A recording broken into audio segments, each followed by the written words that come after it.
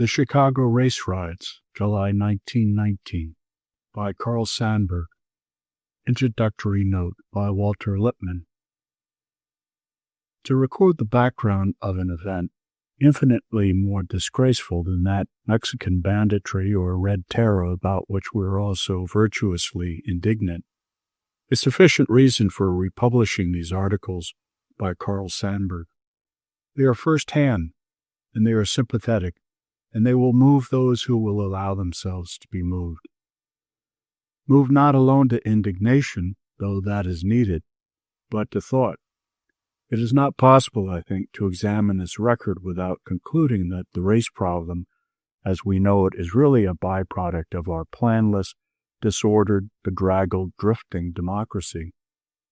Until we have learned to house everybody, employ everybody at decent wages, in a self-respecting status, guarantee his civil liberties, and bring education and play to him, the bulk of our talk about the race problem will remain a sinister mythology.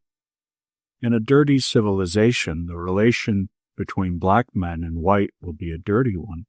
In a clean civilization, the two races can conduct their business together cleanly, and not until then. Certainly the idea must go that in order to segregate the races biologically, it is necessary to degrade and terrorize one of them.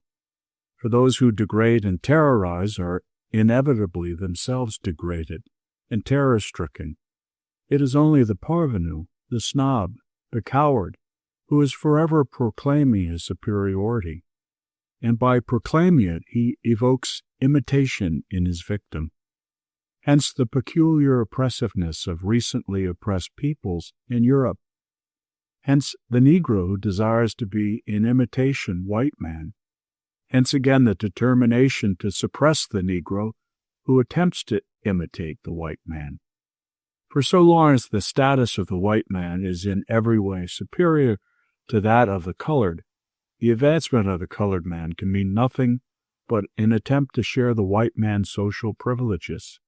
From this arises that terrible confusion between the idea of social equality and the idea of social mixture, since permanent degradation is unthinkable and amalgamation undesirable both for blacks and whites. The ideal would seem to lie in what might be called race parallelism. Parallel lines might be equally long and equally straight. They do not join except in infinity, which is further away than anyone need worry about just now. We shall have to work out with the Negro a relationship which gives him complete access to all the machinery of our common civilization, and yet allows him to live so that no Negro need dream of a white heaven and of bleached angels. Pride of race will come to the Negro when a dark skin is no longer associated with poverty, ignorance, misery, terror, and insult. When this pride arises, every white man in America will be the happier for it. He will be able then, as he is not now, to enjoy the finest quality of civilized living, the fellowship of different men. August 6, 1919. Chapter 1. The Chicago Race Riots. The so-called race riots in Chicago during the last week of July 1919 started on a Sunday at a bathing beach. A colored boy swam across an imaginary segregation line. White boys threw rocks at him and knocked him off a raft. He was drowned. Colored people rushed to a policeman and asked for the arrest of the boys throwing stones. The policeman refused. As the dead body of the drowned boy was being handled, more rocks were thrown on both sides. The policeman held on to his refusal to make arrests. Fighting then began that spread to all the borders of the Black Belt. The score at the end of 3 days was recorded as 20 Negroes dead, 14 white men dead, and a number of Negro houses burned. The riots furnished an excuse for every element of gangland to go to it and test their prowess by the most ancient ordeals of the jungle. There was one section of the city that supplied more white hoodlums than any other section. It was the district around the stockyards and packing houses. I asked Maclay Hoyne, state's attorney of Cook County, does it seem to you that you get more tough birds from out around the stockyards than anywhere else in Chicago? And he answered that more bank robbers, payroll bandits, automobile bandits, highwaymen, and strong-armed crooks come from this particular district than any other that has come to his notice during 7 years of service as chief prosecuting official. As I recall that a few years ago, a group of people from the University of Chicago came over into the Stockyards district and made a survey. They went into one neighborhood and asked at every house about how the people lived and died. They found that 7 times as many white hearses haul babies along the streets here as over in the Lakeshore district, a mile east. Their statement of scientific fact was that the infant mortality was 7 times higher here, proportionally, than a mile to the east in a district where housing and wages are different. So on the one hand, we have blind, lawless government failing to function through policemen ignorant of Lincoln, the Civil War, the Emancipation Proclamation, and a theory sanctioned and baptized in a storm of red blood. And on the other hand, we have a gaunt, involuntary poverty from which issues the hoodlum. At least 3 conditions marked the events of violence in Chicago in July 1919 and gave the situation a character essentially different from the backgrounds of other riots. Here are factors that give the Chicago flare-up historic import.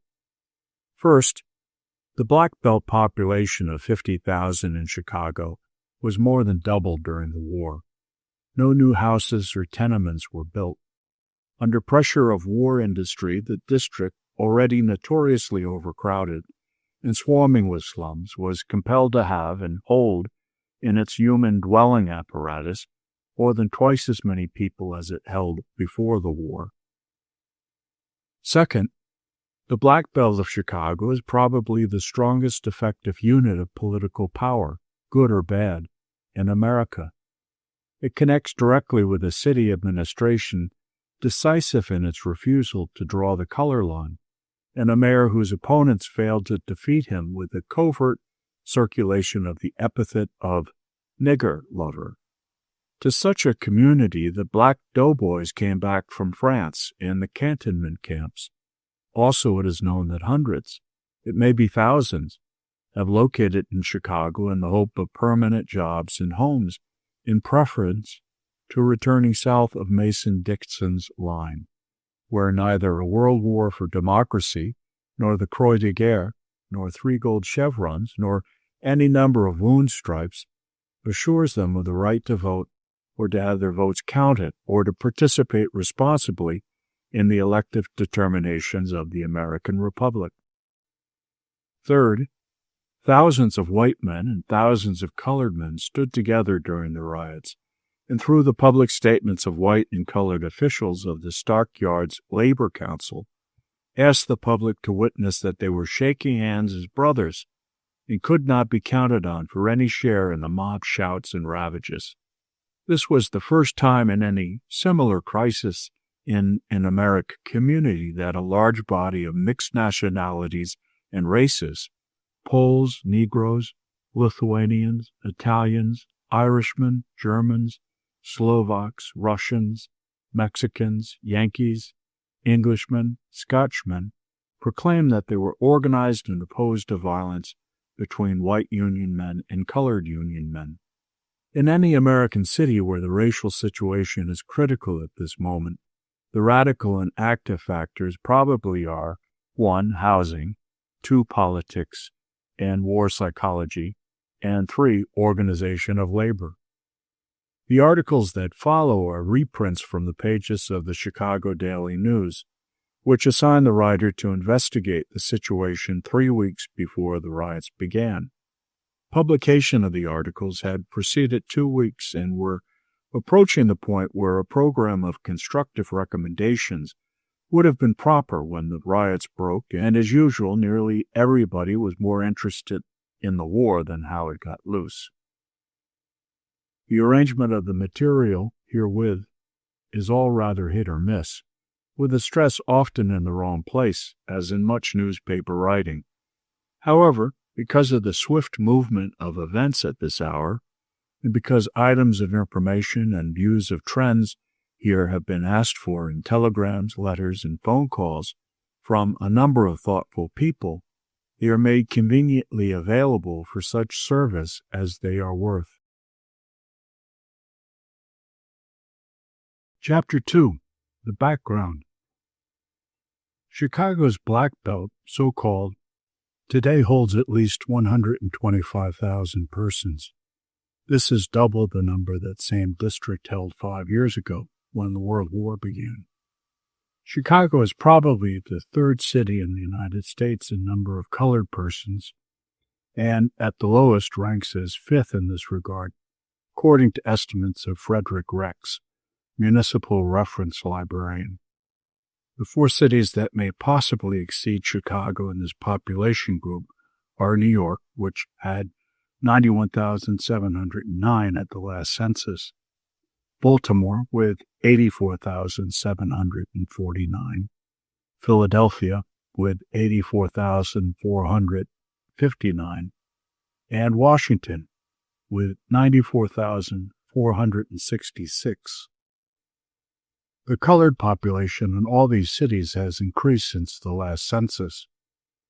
New Orleans, which had 89,262, has decreased instead of gaining, and the same will apply to three other large southern cities where the colored population at the beginning of the war was slightly above 50,000, and just about equal to that of Chicago. These are Birmingham, Alabama, Atlanta, Georgia, and Memphis, Tennessee, all reported to have decreased, while Chicago has gained. During interviews with some 40 persons more or less expert on the question, the lowest estimate of the present colored population of Chicago was 100,000, and the highest 200,000. The figure most commonly agreed on was 125,000. There's no doubt that upward of 150,000 have arrived here. The number that have departed for other points is unknown. Under the pressure of the biggest overcrowding problem any race or nation has faced in a Chicago neighborhood, the population of the district is spilling over, or rather is being irresistibly squeezed out into other residence districts. Such is the immediately large and notable fact touching what is generally called the race problem. Other facts pertaining to this situation, each one indicating a trend of importance, are the following.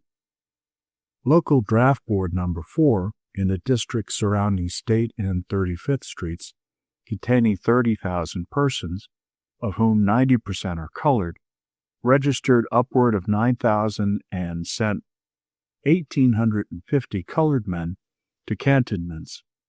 Of these 1,850, there were only 125 rejections. On November 11th, when the armistice was declared, this district had 7,832 men passed by examiners and ready for the call to the colors. So it is clear that in one neighborhood are thousands of strong young men who have been talking to each other on topics more or less intimately related to the questions, what are we ready to die for? Why do we live? What is democracy? What is the meaning of freedom, of self-determination?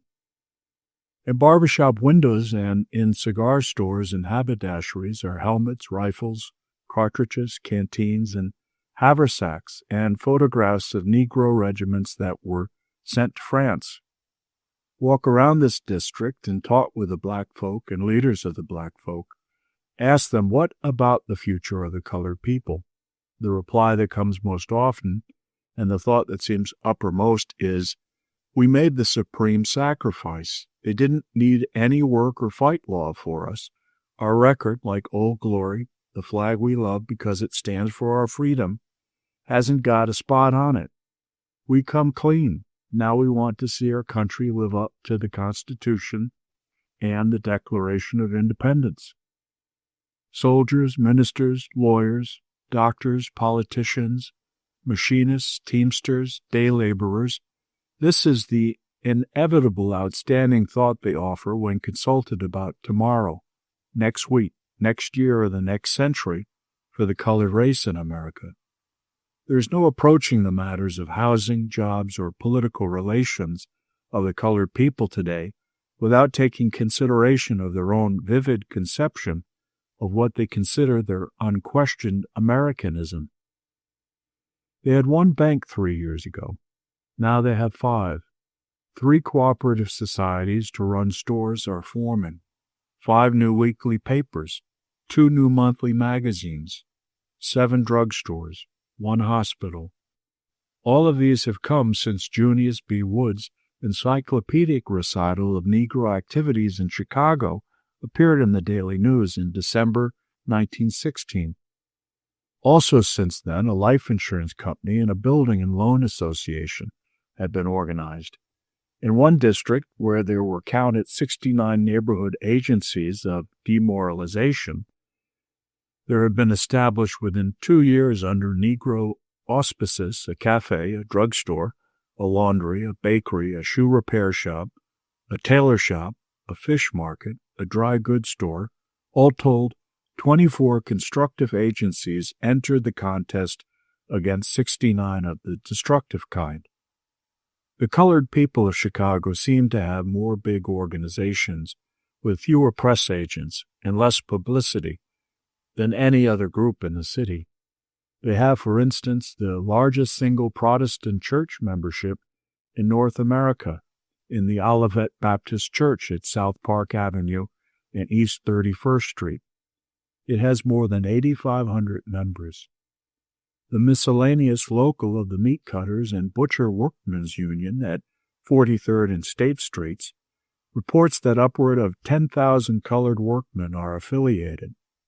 The People's Movement Club has moved into a $50,000 clubhouse, has 2,000 active and 6,000 associate members.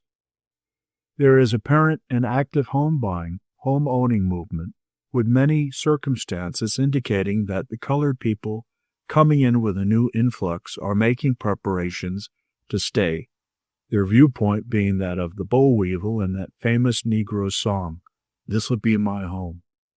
In nearly all circles, the opinion is voiced that Chicago is the most liberal all-around town in the country, and the Constitution of Illinois, the most liberal of all state constitutions. And so if they can't make Chicago a good place for their people to live in, the colored people wonder where they can go.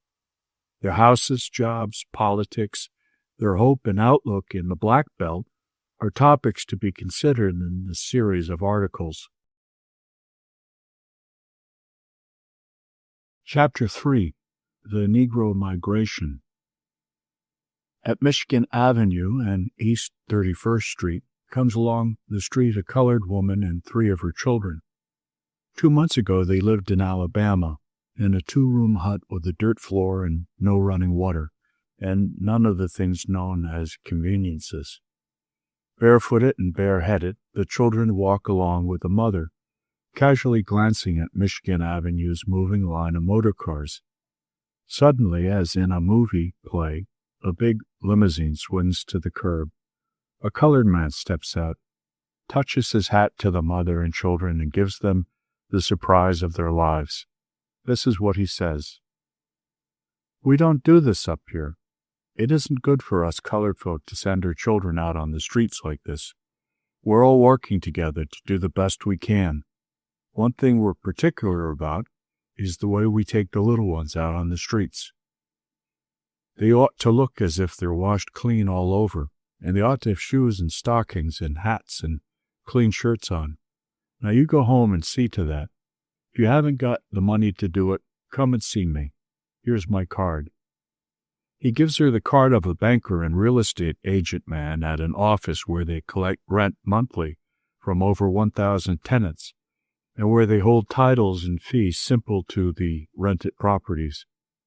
This little incident gives some idea of the task of assimilation Chicago took in the last 5 years in handling the more than 70,000 colored people who came here in that time, mostly from southern states.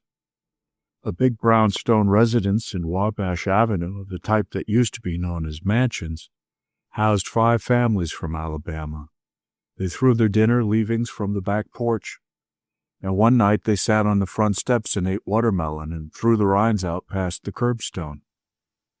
In effect, they thought they were going to live in the packed human metropolis of Chicago, just as they had lived down in Alabama. Now they have learned what garbage cans are for. From all sides, the organized and intelligent forces of the colored people have hammered home the suggestion that every mistake of one colored man or woman may result in casting a reflection on the whole group. The theory is, be clean for your own sake, but remember that every good thing you do goes to the credit of all of us. It must not be assumed, of course, that the types thus far mentioned are representative of all who come from Alabama or other states of the South. Among the recent arrivals, for example, are a banker, the managing editor of a weekly newspaper, a manual training instructor in the public schools, and several men who have made successes in business. It is possible now for Chicago white people to come into contact with colored men who have had years of experience in direct cooperation with Tuskegee and Hampton Institutes, and with the workings in southern states of the theories of Booker T. Washington, W.E.B. Du Bois, and others. The application of these theories is being continued in Chicago. Willis N. Huggins, an intensely earnest and active worker for the interests of the colored people, is an instructor in manual training at the Wendell Phillips High School. He came from Alabama in 1917. I was making a social survey of the northern counties of Alabama through the financial aid of Mrs. Emmons Blaine of Chicago, he said to me.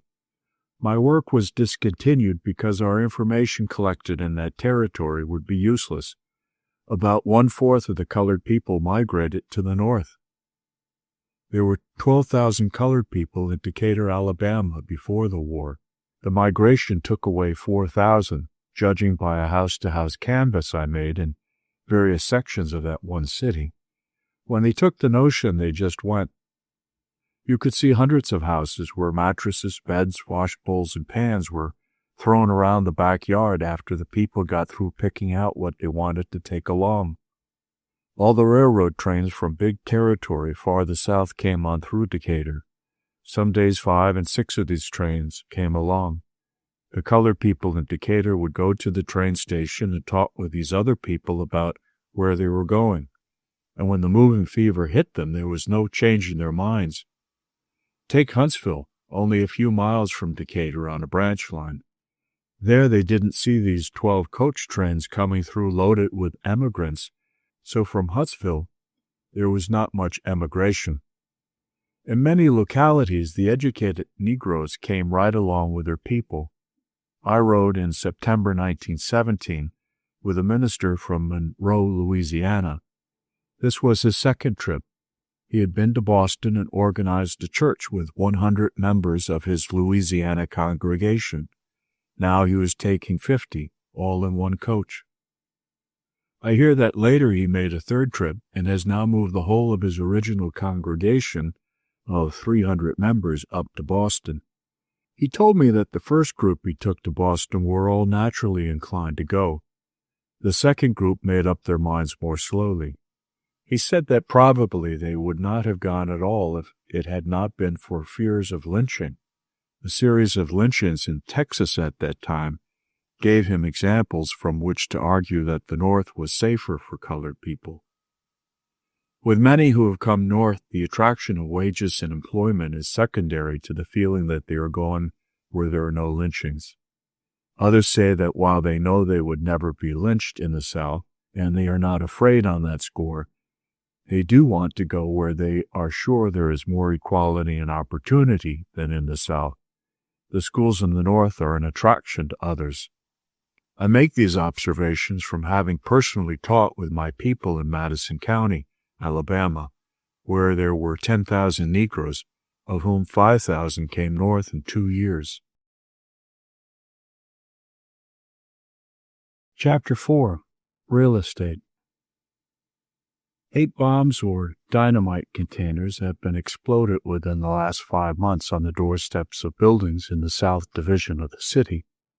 All of these buildings being situated in streets adjacent to the residence district popularly called the Black Belt, where the population is about 80% colored.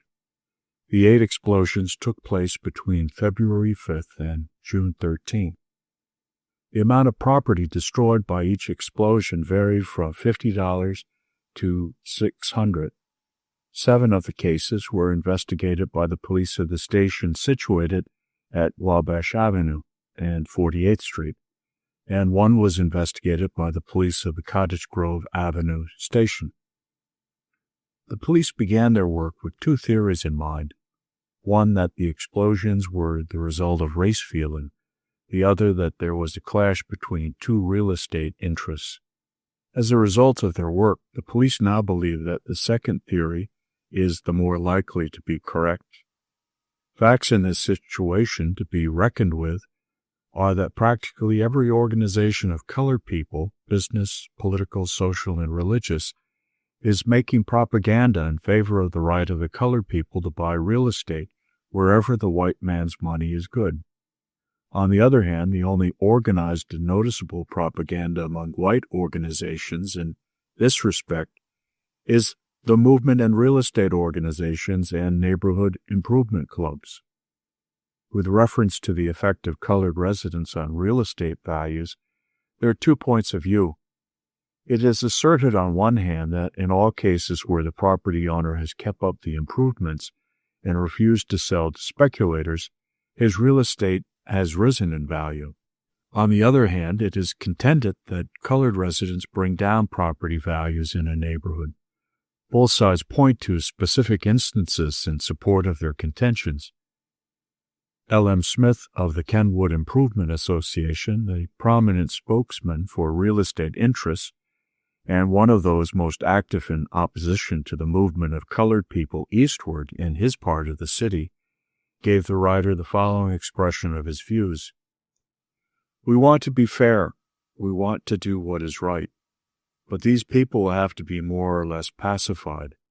At a conference where their representatives were present, I told them we might as well be frank about it. You people are not admitted to our society, I said. Personally, I have no prejudice against them. I have had experience of many years dealing with them, and I'll say this for them. I have never had to foreclose a mortgage on one of them. They have been clean in every way and always prompt in their payments. But, improvements are coming along the lakeshore, the Illinois Central and all that, and we can't have these people coming over here. Not 1 cent has been appropriated by our organization for bombing or anything like that. They injure our investments. They hurt our values. I can't say how many have moved in, but there's at least 100 blocks that are tainted. We are not making any threats, but we do say that something must be done. Of course, if they come in as tenants, we can handle the situation fairly easily. But when they get a deed, that's another matter. Be sure to get us straight on that. We want to be fair and do what's right." Charles S. Duke, a Harvard graduate, former lieutenant of Company G, 8th Illinois Infantry and a civil engineer in the Bridge Division of the City Department of Public Works, expresses the view of his people as follows. "All attempts at segregation bring only discord and resentful opposition. The bombing of the homes of colored citizens is futile. This will neither intimidate any considerable number of them nor stop their moving into a given district. The most certain result is bitter racial antagonism. White citizens must be educated out of all hysteria over actual or prospective arrival of colored neighbors. All colored citizens do not make bad neighbors, although in some cases they will not make good ones. It is of the greatest importance, however, both to white and colored people, that real estate dealers should cease to make a business of commercializing racial antagonisms. During the series of bomb explosions from February 5th to June 13th, the police made no arrests. On June 13th, they took into custody James Marshall of 4945 South State Street and James Turner of 8948 Parnell Avenue. The charges were bomb throwing, malicious mischief, and carrying explosives without authorization. Their cases have been granted 2 continuances in Judge Gemmel's court. Turner is a clerk in the real estate office of Dean and Meager, 320 East 51st Street.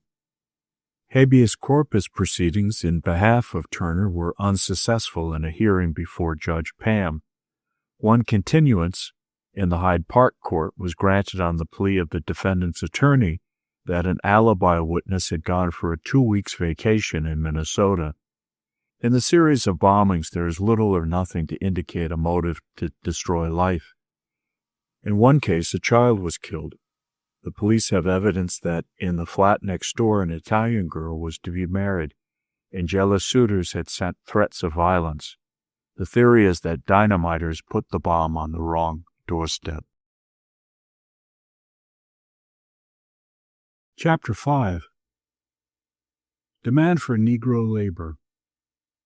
The demand for colored workers took a slump when the armistice was signed, and the slump went on till April. Then things began to look up. Now there has come a strong movement toward the conditions that held good while the war was on. At the office of the Chicago Urban League, 3032 South Wabash Avenue, where a branch of the United States Employment Service is maintained, the office force was finding work for 1,700 to 1,800 men and women each month before the armistice was signed. This figure dropped to 500 in April. In the week ended June 14th, Secretary T. Arnold Hill, colored man and graduate of New York University, reports 249 men and 34 women, a total of 285, placed. He comments, "At this rate, we should place 1,132 persons a month, as compared with 500 or 600 during the 3 months period previous." The following is a specimen of the demand for colored workers on one day in June. Quartermaster's Corps, USA, 25 men at 40 cents an hour. National Malleable Casting Company, 20 men at 40 cents an hour. Southeastern Coal Company, 40 men at piece rates. CB&Q Railroad Company, 10 men at 45 cents an hour. Camp Custer, 200 men at 45 cents an hour. Railroad workers for the state of Washington, 50 men at 45 cents an hour. Turbell Ice Cream Company, 4 men at $19 a week. A bulletin of the office for June 25th states, "Unskilled work is plentiful. Jobs in foundries and steel mills, in building and construction work, in light factories and packing houses keep up a steady demand for semi-skilled laborers." During 1918, there was a total of 30,000 applications for jobs, and 10,000 persons were placed. It is believed a record somewhat like this will be maintained again this year, that is, a steady influx of colored population, almost entirely from southern states, will keep on coming and will be absorbed by northern industry. The amount of this influx will not be as large as in the last year or two, but it is expected to be steady. It will have the same steady flow, according to men closely in touch with it, as the stream of immigration from Europe that kept coming to America's shores with such periodic certainty before the war. Among large employee interests, as well as in both white and colored labor circles, the expectation is that the northern labor supply will be constantly replenished from the south. The reasons for this are found in conditions described by the Immigration and Inspection Service of the Department of Labor in a report not as yet made public. From Dr. George Edwin Hayes, a colored man who took a master's degree at Yale and Ph.D. at Columbia, and who is a director of Negro economics in the Department of Labor, comes in advance report on these conditions as follows. Among alien residents in our country, large numbers intend to return to their native land. The principal cause is a desire to learn what has befallen their families. Many aliens told investigators that they had not heard from their families in 4 years, that they had sent money home but had no means of knowing whether it was received or not. Another cause is a desire to ascertain and settle estates of relatives killed during the war. Unemployment is still severe in some sections, and there is also a desire on the part of many foreigners to return to the land just freed from German or Austrian domination, in the belief that opportunities will be better in the new democracies than in the United States. In many cities, investigation shows that fully 50% of the aliens intend to go back to Europe. A large number of these expect eventually to return to the United States, but many say they will not come back. The clergy of one foreign church, with 1,600 parishioners, expects not more than 100 will remain in this country. In an Indiana city with a large Romanian population, from 40 to 50% want to return to their homeland, Transylvania. Few Poles in the same city expect to return, but 150 of the 600 Serbians wish to go, and it was said that if unemployment became more serious, this number would be increased. An investigation by a steel plant showed that 66% of its alien help were married, and 74% of them had dependents in the old country.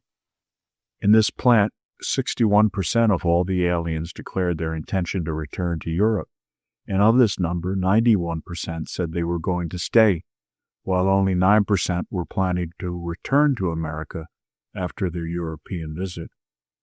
A prominent Hungarian of Chicago estimated 30,000 unnaturalized Austro-Hungarians live in this city, and that 50% would go back to Europe. Out of a Polish population of 15,000, there were 6,000 expected to return. Among Lithuanians, there is a strong feeling that if Lithuania becomes independent, there will be a large movement back to that country. These figures gathered by the Investigation and Inspection Service of the Department of Labor show conclusively that large numbers of aliens will leave, never to return. With America helping to rebuild Europe and feed its people, business expansion is a certainty, Dr. Haynes predicts, at the same time asking, where is the labor coming from to take the place of the labor that is gone never to return? Replying, he says, it isn't coming from China. Somebody has suggested that we bring over 1 million Chinese coolies. Unless we change the laws we passed in the last 20 years, we can't do that. It is not coming from Japan because the Pacific Coast states are going to raise such a howl that we cannot change the laws. Furthermore, it looks as though we are going to have restriction on immigration from the European countries. So we may get a few Hawaiians, Filipinos, West Indians, but they are colored people. The only great source from which we can develop a new power of labor that is as yet undeveloped is from the great mass of 12 million Negro workers.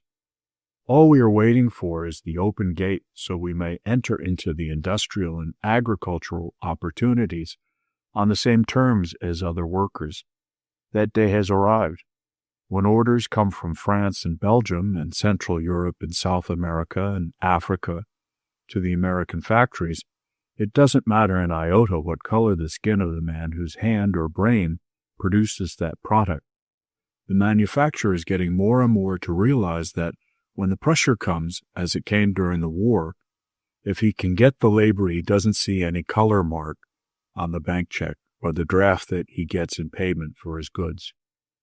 Most of this thing we call a race question is down at rock bottom, a labor question. When the colored man can come into the labor market and bargain for the sale of his services on the same terms as other workers, a great deal of what is termed today the race question is going to be settled. Chapter 6. New Industrial Opportunities. Consideration of the question of work for colored people shows that it presents three important features. 1. The opening of doors to new occupations so that skilled men will not have to stay in the common labor group all their lives. 2.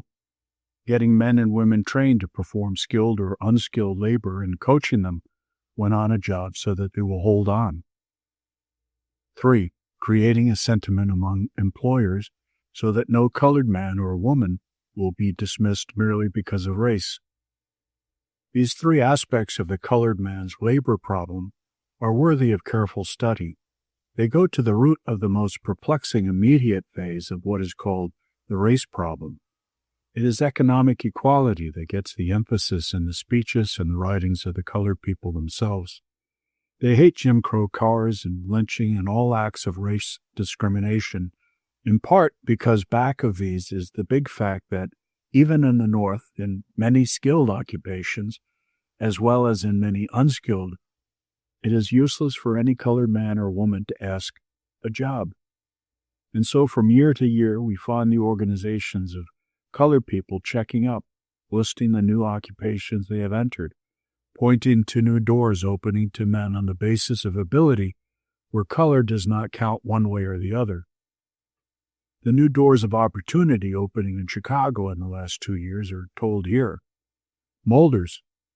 Every foundry in Chicago, according to the Urban League Employment Office, which chiefly handles the labor situation for colored people, is ready to hire colored molders who have no difficulty in getting jobs. Tanneries have opened their doors to both skilled and semi-skilled colored workers. Colored shipping clerks have entered freight warehouses. Such a statement may seem to have little significance, as in all of these instances, however, it is the record of a new precedent. A door once inscribed, "No hope," now says, "There is hope." Automobile repair shops now employ colored mechanics. The two largest taxi companies make no discrimination on account of color. One large mattress factory has opened the doors to colored workers.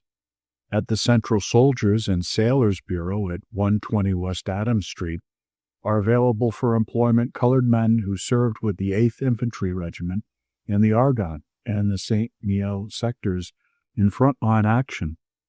There are 50 chauffeurs, 20 first and second cooks, 30 miscellaneous kitchen helpers, 5 valets, and 10 butlers of experience, 5 shipping clerks, 5 actors, 5 sales clerks, 2 stationary engineers, 2 firemen, 2 night watchmen, and 5 elevator men. According to Sergeant H.J. Canisius, in charge of the division dealing with colored labor, a considerable proportion of the men are justified in refusing to take jobs at heavy labor. These men were gassed or otherwise wounded in service in the Argonne or in the St. Mihiel actions, he said. We sent one who had been gassed to take a job as porter in a shoe store in State Street. He was in a basement trying to handle a big box of goods. This was the first approach to heavy work he had tackled since he was mustered out. He keeled over and was taken to a hospital, and it was 4 days before the doctors would let him go. Men who were gassed in France, we find, are sensitive to dust or fumes. We tried a number in the cement works at Buffington, Indiana, but they all came back after a few days.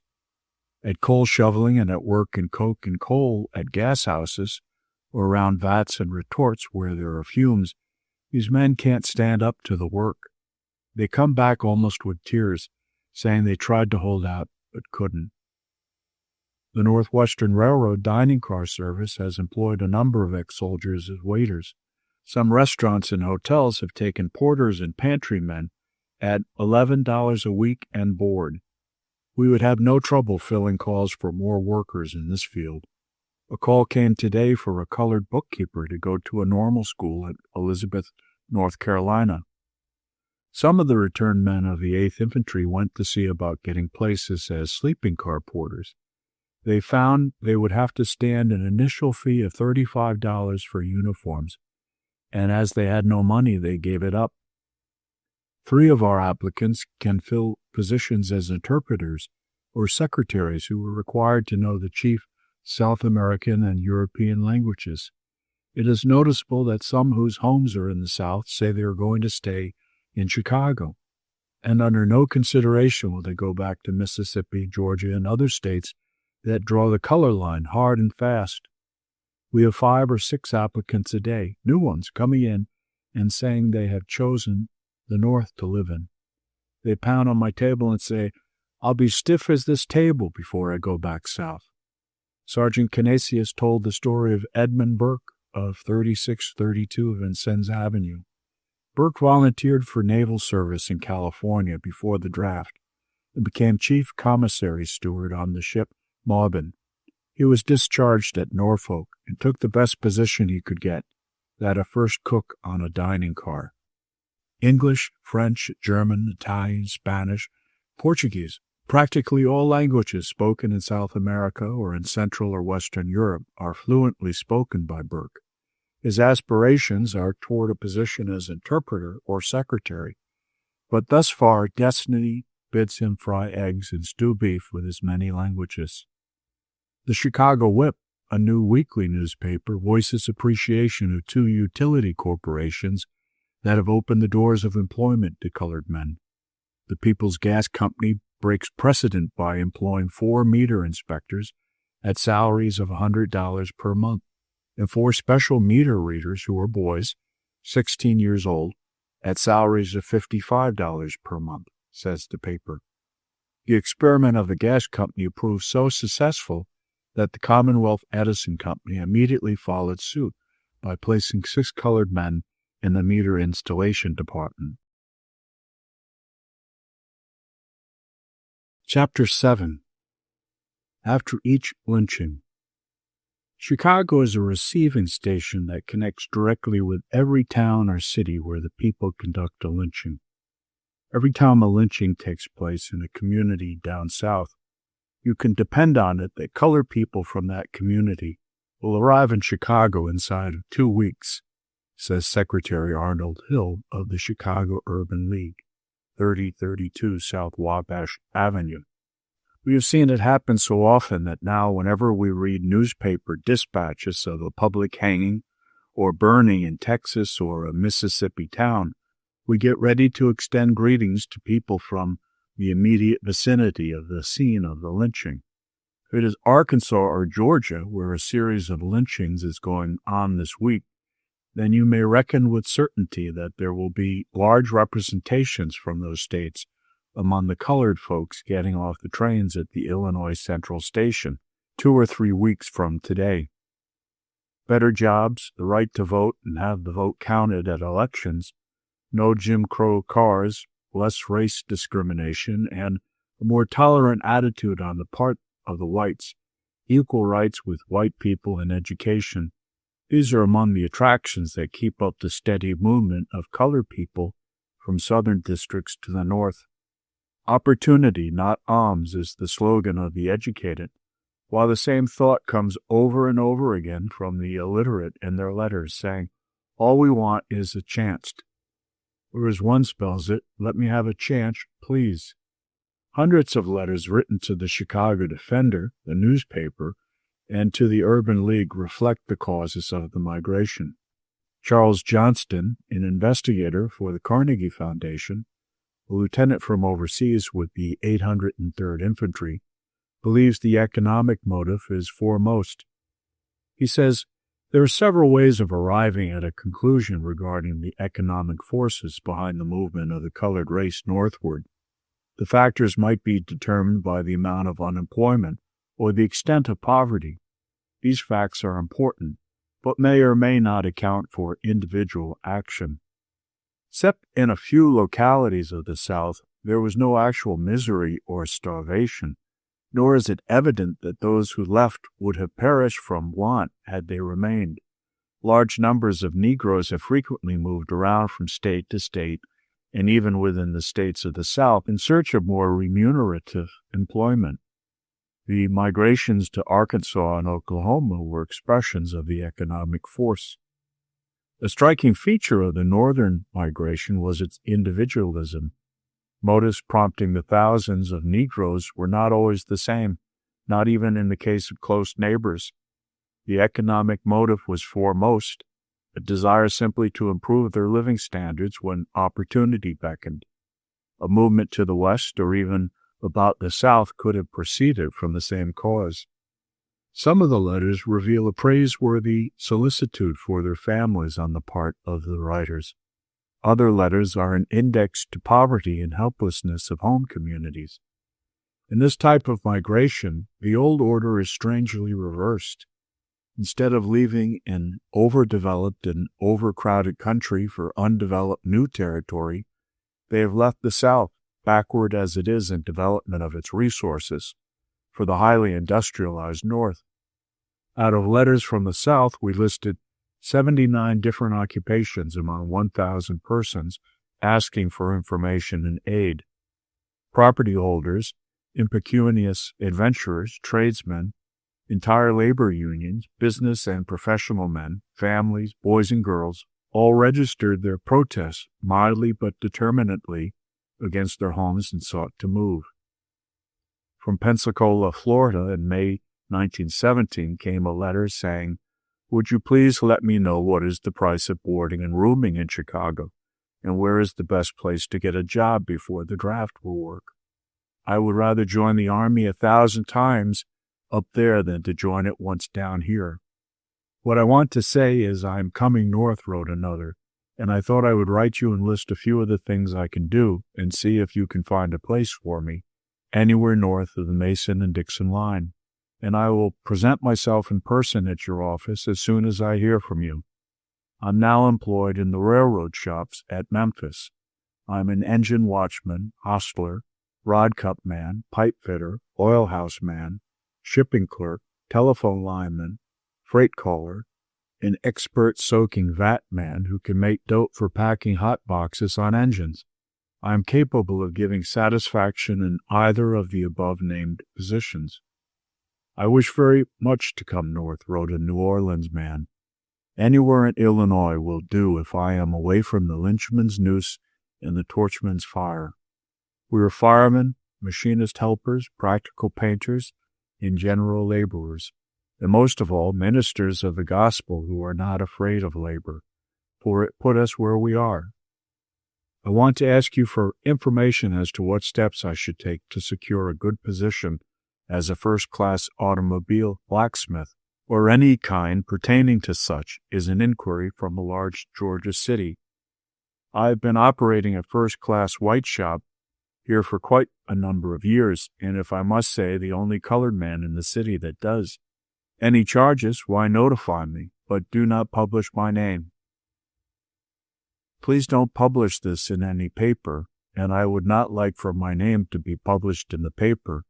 A request that accompanied 2 letters from communities where lynchings had occurred." A girl wrote from Natchez, "I am writing you to oblige me to put my application in the papers for me. Please. I'm a body servant or a nice housemaid. My hair is black and my eyes are black, and I have smooth skin, clear and brown, good teeth, and strong and good health. My weight is 136 pounds. Here is a sample of the kind of letter that is handed around and talked about down south. It was written by a colored workman in East Chicago, June 1917, to his former pastor at Union Springs, Alabama. "It is true that colored men are making good. Pay is never less than $3 per day for 10 hours. This not promise. I do not see how they pay such wages the way they work laborers. They do not hurry or drive you. Remember this. $3 is the very lowest wage. Piecework men can make from $6 to $8 a day. They receive their pay every 2 weeks. I'm impressed. My family also. They are doing nicely. I have no right to complain whatever." I often think so much of the conversation we used to have concerning this part of the world. I wish many times you could see our people up here, as they are entirely in a different light. I witnessed Decoration Day on May 30th. The line of march was 4 miles, 8 brass bands. All business houses were closed. I tell you, the people here are patriotic. The chief of police dropped dead Friday, buried him today. The procession about 3 miles long. People are coming here every day and find employment. Nothing here but money, and it is not hard to get. Oh, I have children in school every day with the white children. Enterprise must be the first name of another who wrote back to Georgia. You can hardly get a place to live in here. I am wide awake of my financial plans. I have rented me a place for boarders. I have 15 sleepers. I began 1 week ago. I'm going into some kind of business here soon. The colored people are making good. They are the best workers. I've made a great many white friends. The church is crowded with Baptists from Alabama and Georgia. 10 and 12 join every Sunday. He is planning to build a fine brick church. He takes up $50 and $60 each Sunday. Must be noted that all the foregoing letters were written with no intention of publication, and with no view at all of explaining race migration or factors in housing, employment, and education. Chapter 8. Trades for Colored Women. A colored woman entered the office of a North Side establishment where artificial flowers are manufactured. I have a daughter 17 years old, she said to the proprietor. All places filled now, he answered. I don't ask a job for her, came the mother's reply. I want her to learn how to do the work like the white girls do. She'll work for nothing. We don't ask wages, just so she can learn. So it was arranged for the girl to go to work. Soon she was skilled in drawing wages with the highest in the shop. Other colored girls came in, and now the entire group of 15 girls that worked in this North Side shop had been transferred to a new factory on the South Side near their homes. At the same time, a number of colored girls have gone into homework in making artificial flowers. Such are the casual hit-or-miss incidents by which the way was opened for colored working people to enter one industry on the same terms as the white wage earners. Doll hats, lampshades, millinery. These are 3 branches of manufacture where colored labor has entered factories and has also begun homework.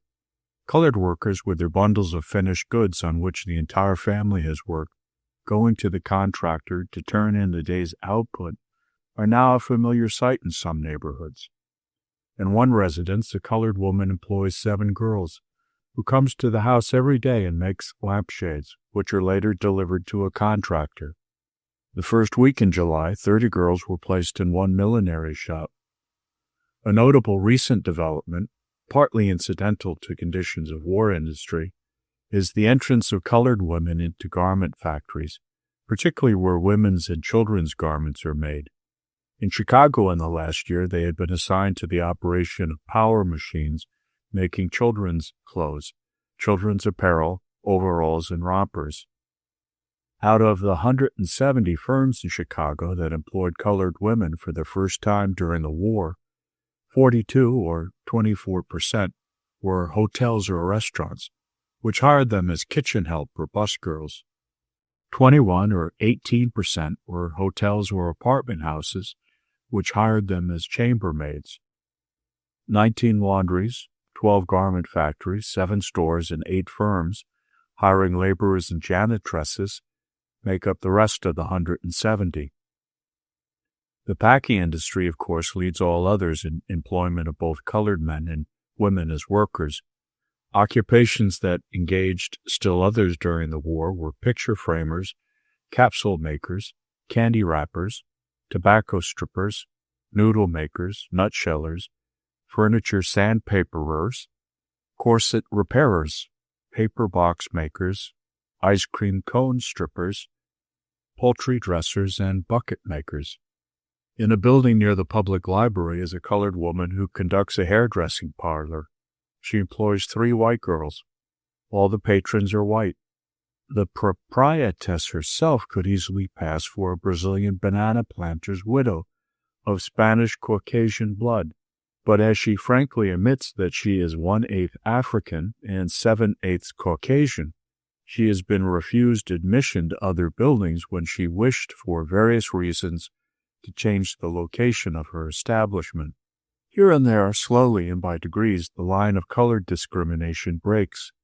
A large chain of dairy lunchrooms in Chicago employs colored busgirls, cooks and dishwashers, and depends almost entirely on colored help to do the rougher work. More notable yet is the fact that a downtown business college informs employment bureaus that it is able to place any and all colored graduates of the college in positions as stenographers and typists. In a few Loop stores, colored sale girls are employed. In one shoe store, beginning this policy, a white girl filed a complaint.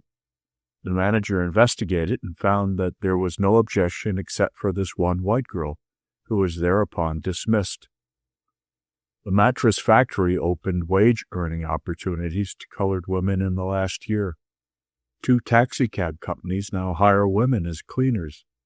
The foregoing list of occupations just about completes the recital of progress in this regard in Chicago in the last year. Colored women were occupied during the war in various cities in making soldiers' uniforms, horses' gas masks, belts, puttees, leggings, razor blade cases, gloves, veils, embroideries, raincoats, books, cigars, cigarettes, dyed furs, millinery, candy, artificial feathers, buttons, toys, marabou, and women's garments.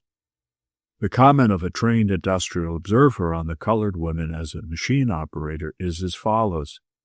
Few as yet are skilled as machine or hand operators. Because of their newness to industrial work, the majority have been put on processes requiring no training in small manual ability. They are employed at repetitive hand operations and occasionally run a foot press or a power sewing machine. In one millinery shop, however, the superintendent said that every colored worker in his shop preferred machine operation to handwork. Replacement for colored women, however, does not mean advancement in the same sense as for white women. Because the white woman has been in industry for a long time and is more familiar with industrial practices, she is less willing to accept bad working conditions. The colored woman, on the other hand, is handicapped by industrial ignorance and drifts into conditions of work rejected by white workers. Colored women are found on processes white women refuse to perform. They replace boys and men at cleaning window shades, dyeing furs, and in one factory they were found bending constantly and lifting clumsy 160-pound bales of material. Inquiries as to the general attitude of white workers toward the introduction of colored women brought conflicting reports. About half the employers claimed that their white workers had no objection to the colored women, that they were either cordial or entirely indifferent toward them. Of the other half, some said their white workers objected when the colored workers were first hired, but felt no prejudice now.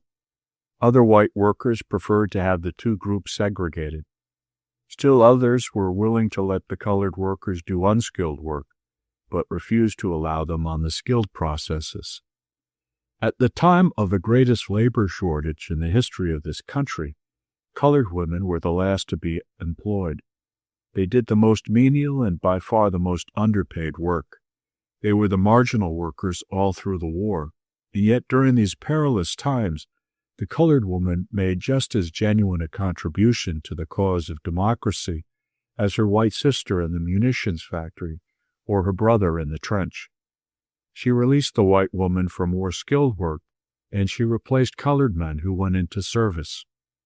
The report of a study jointly directed by representatives of the Consumers League, YMCA, YWCA, Russell Sage Foundation, and other organizations recommends that greater emphasis be placed on the training of the colored girl by more general education and more trade training through apprenticeship and trade schools, and also that every effort be made to stimulate trade organizations among colored women by education of colored women working toward organization, education of colored workers for industrial leadership, and keener understanding of colored women in industry among organized and unorganized white workers. And lastly, an appreciation and acceptance of the colored woman in industry by the American employer and the public at large is urged.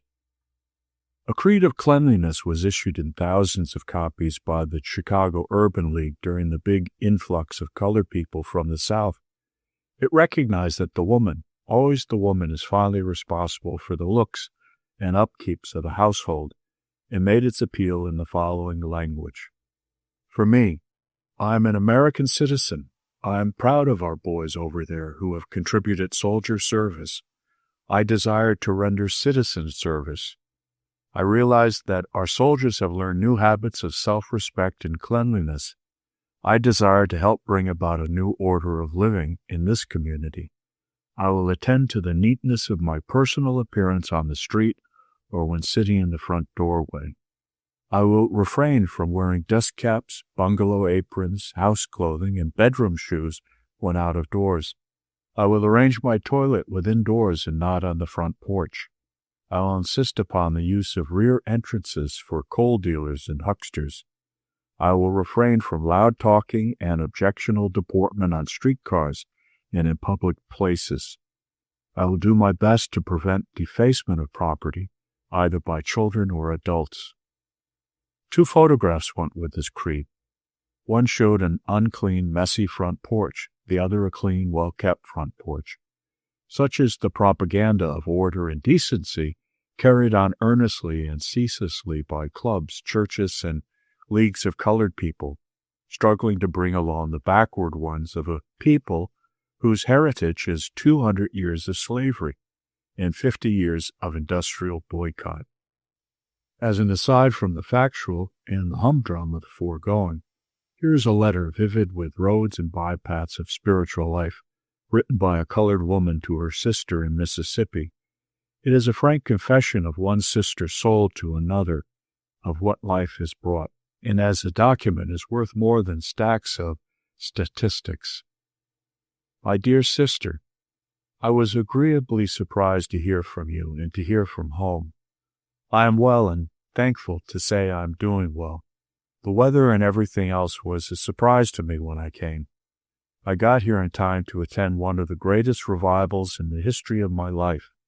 Over 500 people joined the church. We had a Holy Ghost shower. You know, I like to have run wild. It was snowing some nights, and if you didn't hurry, you could not get standing room. Please remember me kindly to any who ask of me. The people are rushing here by the thousands, and I know if you come and rent a big house, you can get all the roomers you want. You write me exactly when you are coming. I'm not keeping house.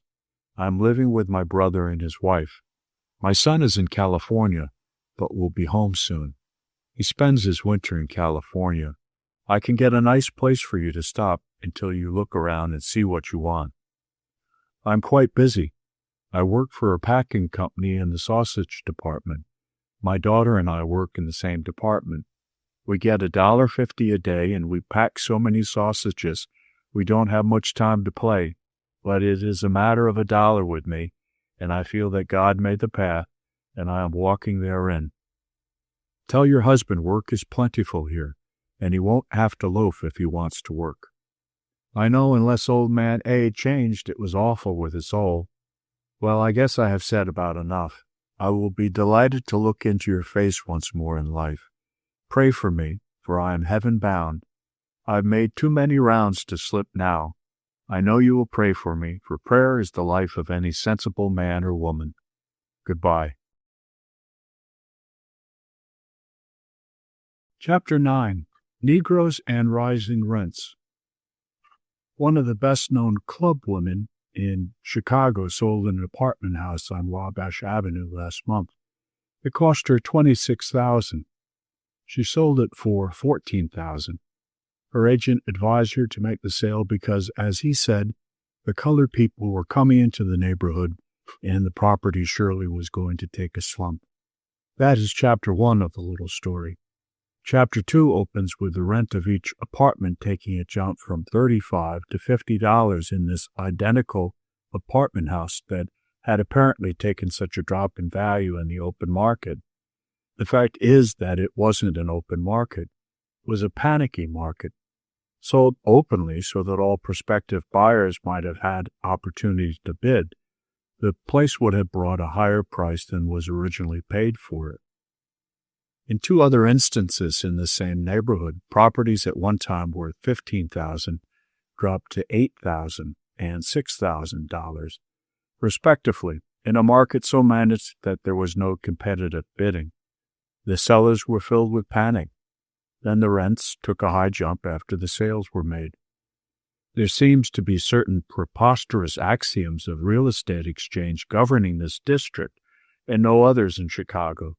These axioms might be stated thus: 1.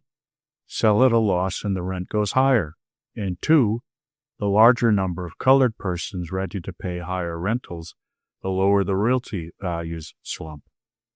To quote a paragraph from the Housing Survey of the Schools of Civics and Philanthropy, it is a matter of common knowledge that house after house, flat after flat, whether under white or black agents, comes to the Negro at an increased rental. The only available argument, it would seem, which will ever dispel the public impressions, is for instances to become just as numerous as charge downward as they now are of charge upward. A Negro woman, recent purchaser of a modern 6-flat building on the South Side, informed the investigator that she had been importuned by numerous white agents and by 2 Negro dealers, one of whom she named, to allow them to rent her flat for her at a substantial increase above the rent she is now receiving, acting as her own agent. The report says further, countercharges are made against the Negro tenant by dealers of both races. It considers these charges in extensive detail and then declares, it is established that despite the low rents, which are immaterial in the light of circumstances, the general housing condition of Negroes in the area lying between State Street and the railroad track, stretching for several blocks north and south of 27th Street, is reprehensible, a menace to health, and constitutes kindling wood sufficient to keep Chicago in constant danger of disastrous conflagration.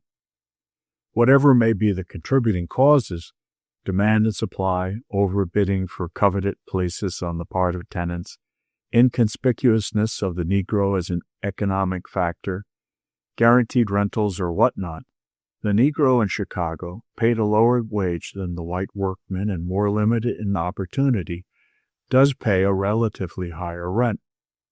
The Negro real estate agent man is much fairer, generally speaking, than is supposed, and could means be found whereby he and the tenant could get together and come to an understanding on many things, each about the other, regarding which they are now deluded.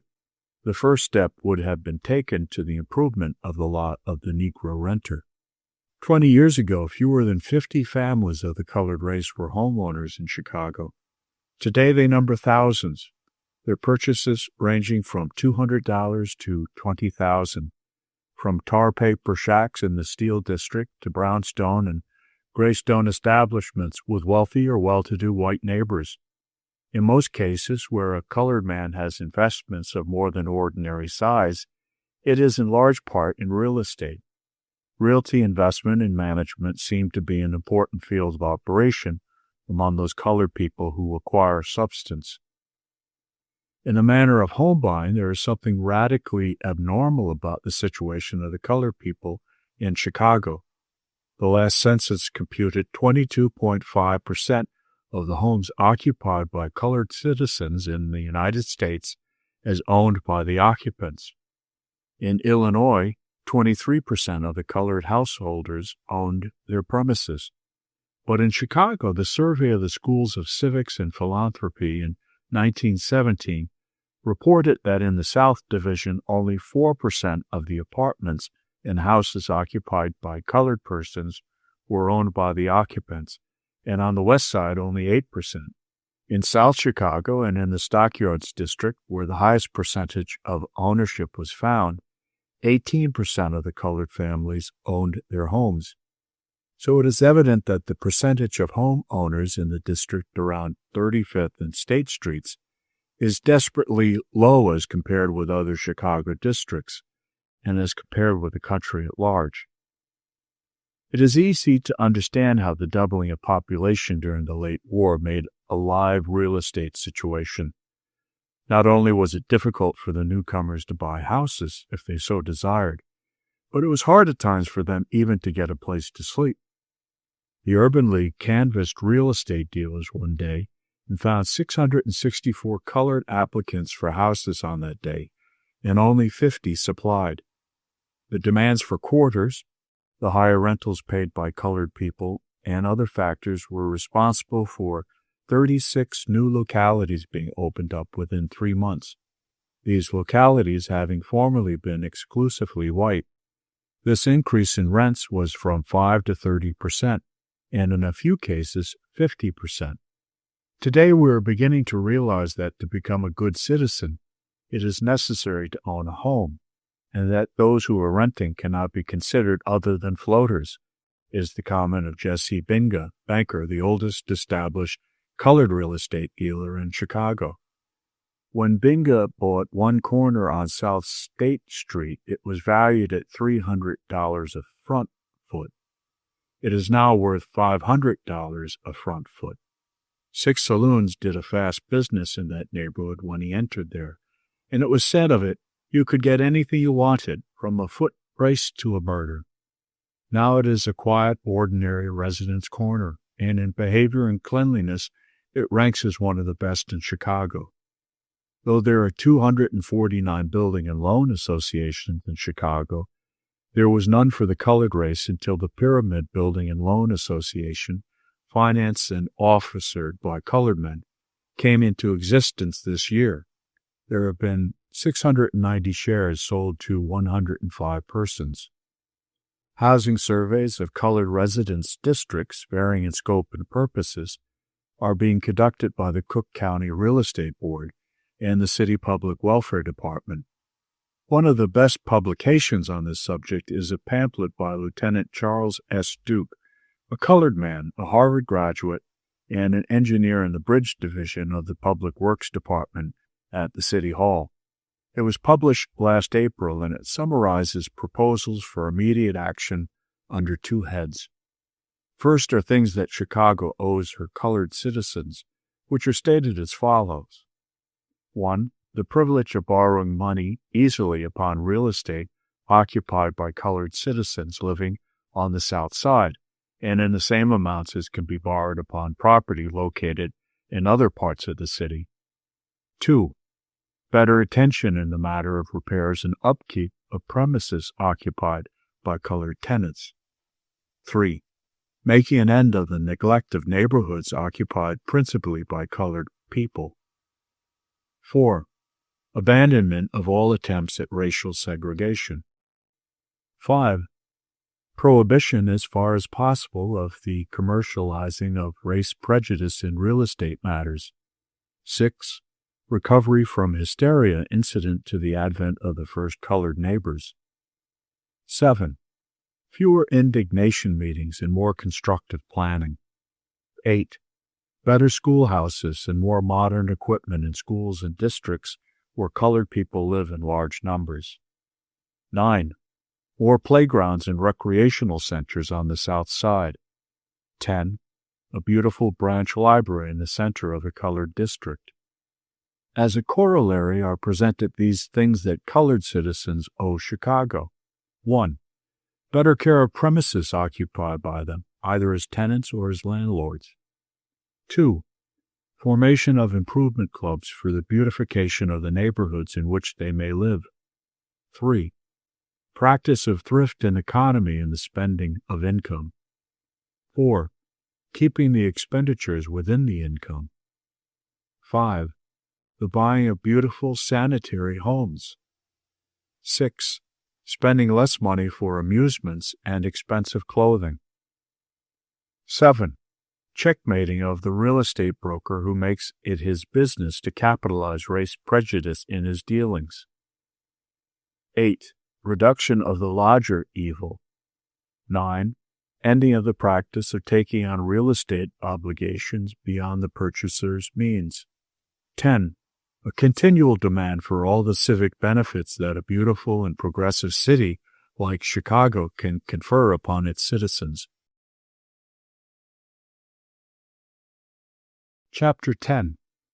Unions and the Color Line.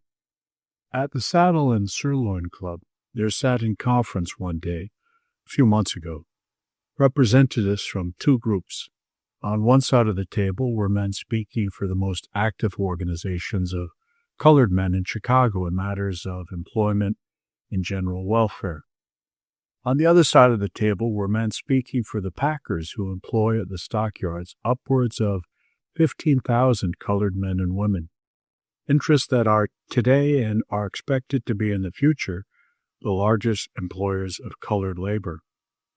4 points to constitute a guiding policy in employment were offered by the colored representatives, with a statement that the principles embodied the general sense of the leaders of social, industrial, welfare, and religious groups of the colored race in Chicago. After discussion, the representatives of the packers agreed to accept the 4 points, and they are regarded by the colored people as in force and effective until further notice. The 4 points, as phrased in the conference at the Saddle and Sirloin Club, are 1. That whenever we are attempting to introduce Negro workers into trades in which white workers are unionized, we must urge the Negroes to join the unions. 2. That when we are introducing Negro labor into industries in which the white workers are not unionized, we advise Negroes, in case the effort is made to unionize the industry, to join with their white comrades. 3. That we strongly urge the organizers of all the unions in industries which may be open to colored labor not only to permit but actively to assist in incorporating Negroes into the unions. And 4. In cases where Negroes are prevented from joining the unions, the right is reserved of complete liberty of action as to the advice that will be given to Negro working men. With these points in force, the men concerned felt they had taken all steps humanly possible to avert any such disaster as came to East St. Louis, where labor conditions were a factor. Estimates as to the number of colored workers who have joined the trade unions of the Stock Carts Labor Council vary from 6,000 to 10,000. The organizers say that they are too busy to make even an approximate count. They say further that the organizations are mixed colored and white, and a count of membership is not as easy as it would be if all colored members were segregated in one local. Such a segregation is not being thought of. Men who work together in mixed gangs of white and colored workers believe their trade union ought to be organized just like the work gang, said A.K. Foote, a colored man whose craft is that of hog killer, and who is secretary of Local 651 of the Amalgamated Meat Cutters and Butcher Workmen of North America. If you ask me what I think about race prejudice and whether it's getting better, he said, I'll tell you the one place in this town where I feel safest is over at the yards, with my union button on. The union is for protection, that's our cry. We put that on our union wagons and trucks traveling the Stockyards district, and signs telling the white and colored men that their interests are identical. We had a union ball a while ago in the Coliseum Annex, and 2,000 people were there. The whites danced with their partners and the colored folks with theirs. The Hog Butchers Local gave a picnic recently, and they came around to our people with tickets to sell, and the attendance at the picnic was cosmopolitan. Whenever you hear of that race riot stuff, you can be sure it is not going to start around here. Here they are learning that it pays for white and colored men to call each other brother. Local 651 has a commodious, well-kept office at 43rd and State Streets. It is known as the Miscellaneous Local, taking in as members the common laborers and all workers not qualified for membership in a skilled craft union. One advantage for colored workers, according to organizers, is that the seniority rights of such workers are now accorded. The head of a work gang quits for any reason, and a colored man is the oldest in point of service in the gang or department. He is automatically advanced. When an organization meeting was held recently on a Sunday afternoon in a public schoolyard at 33rd Street and Wentworth Avenue, the police directed that the parade of the colored workmen from their hall at 43rd and State Street must not march down State Street through the district most heavily populated with Negroes.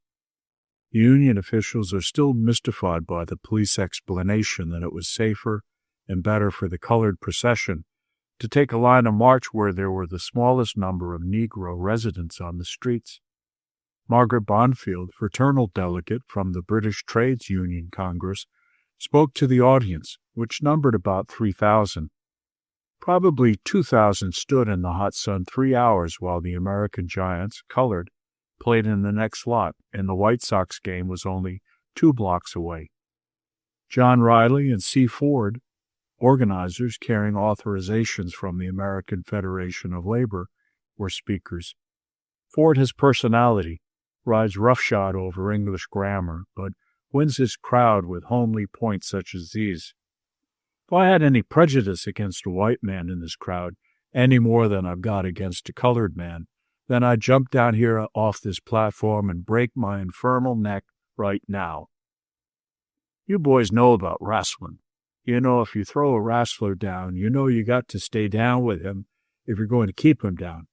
If you don't stay down with him, he'll get up and you got to throw him again. You notice there ain't no Jim Crow cars here today. That's what organization does. The truth is there ain't no Negro problem any more than there's a Irish problem or a Russian or a Polish or a Jewish or any other problem. There's only the human problem, that's all. All we demand is the open door. You give us that and we won't ask nothing more of you. It was a curious equation of human races that stood listening to this talk. Lithuanians, Poles, Slovaks, Italians, and colored men mingled in all sections of the crowd, and every speaker touching the topic of prejudice got the same kind of response from all parts of the crowd. So they stood in the July afternoon sun, listening as best as they could to what they could hear from their orators, while the noisy cheers and laughter of 2 ball games came on the air in great gusts. There were 2,000 men for whom the race problem is solved.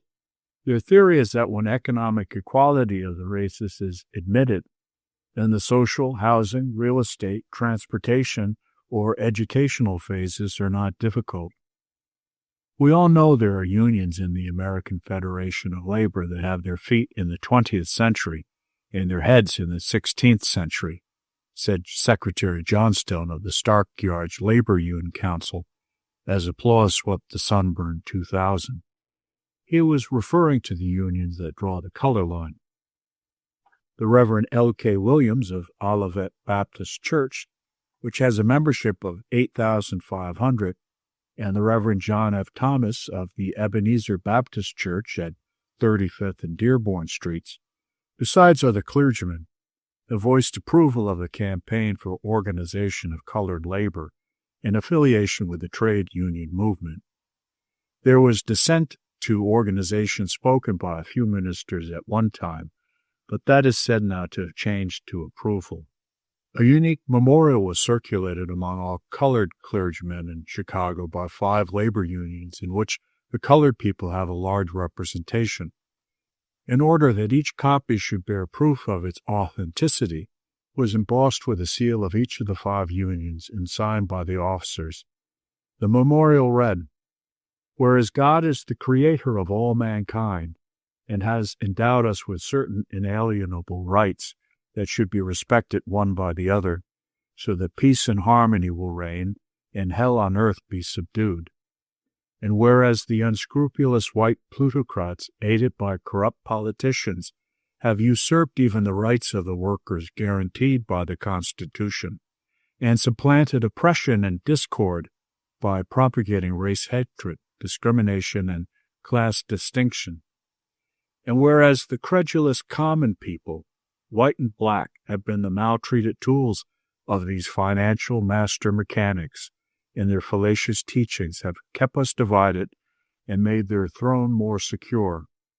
And whereas the power of the united front and concerted action of all toilers is the only medium through which industrial and political democracy can be obtained, wage slavery and unjust legislation destroyed, and whereas the Executive Board of the American Federation of Labor on April 22, 1918, in Washington, D.C., was met by a committee of recognized race leaders and adopted plans thoroughly to organize the colored workers in industry, putting them on the same economic level with other races.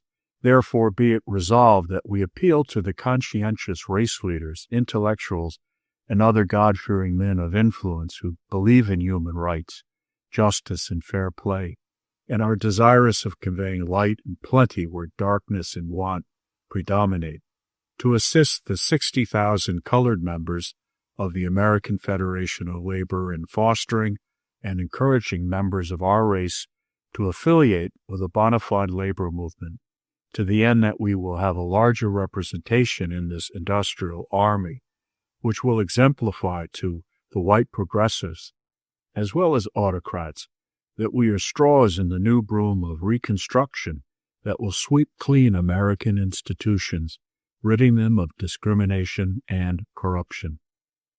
Where the official Union seals were the signatures of George A. Swan, President, U. Swift, Vice President, and R. E. Copeland, Secretary of the Musicians Protective Union, Garrett Rice, President, A. L. Johnson, Vice President, and A. Welcher, Secretary of the Railway Coach Cleaners Union, N. S. Wims, President, and P. D. Campbell, Vice President of the Sleeping Car Porters of America, Annie M. Jones, President, Isabel Case, Vice President, and Mabel Kingland, Secretary of Local 213 of the Butcher Workmen's Union, Henry Pappers, President, J. W. Smith, Vice President, and A. K. Foote, Secretary of Local 651 of the Butchers Workmen's Union. There is odd humor in the fact that Dr. George C. Hall, a colored surgeon and real estate proprietor to the extent of $100,000, has been for years an honorary member of the Meat Cutters and Butcher Workmen's Union. Dr. Hall always contended that organization is one route away from race discrimination. Chapter 11. About lynchings. 11 persons joined our church the other Sunday, and they were all from Vicksburg, Mississippi, where there had been a lynching a few weeks before, said Dr. L. K. Williams, colored pastor of the largest Protestant church in North America, an address to the Baptist Ministers' Council of Chicago. Tuskegee Institute records of lynchings the first 6 months of this year show the following numbers in the states named: Alabama 3, Arkansas 4, Florida 2, Georgia 3, Louisiana 4, Mississippi 7, Missouri 1, North Carolina 2, South Carolina 1, Texas 1. The total, 28, is 7 less than in the corresponding period of 1918, and 14 more than in the corresponding period of 1917. Not only is Chicago a receiving station and a port of refuge for colored people who are anxious to be free from the jurisdiction of lynch law, but there has been built here a publicity or propaganda machine that directs its appeals or carries on an agitation that every week reaches hundreds of thousands of people of the colored race in the southern states. The State Street blocks south of 31st Street are a newspaper row with the Defender, the Broad Axe, the Plain Dealer, the Searchlight, the Guide, the Advocate, the Whip, as weekly publications, and there are also illustrated monthly magazines such as the Half Century and the Favorite. The Defender is the dean of the weekly newspaper group and is said to reach more than 100,000 subscribers in southern states.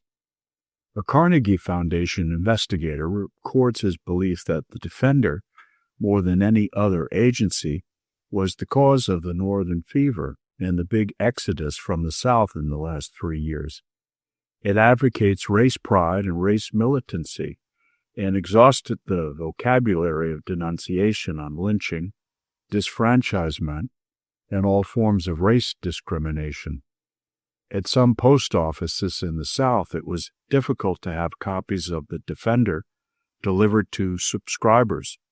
A colored man caught with a copy in his possession was suspected of northern fever and other so-called disloyalties.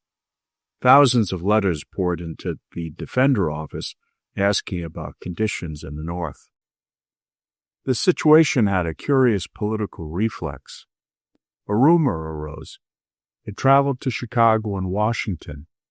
It said that sinister forces were operating to prevent Negroes in the North, and particularly in Chicago, from returning to their former homes in the South.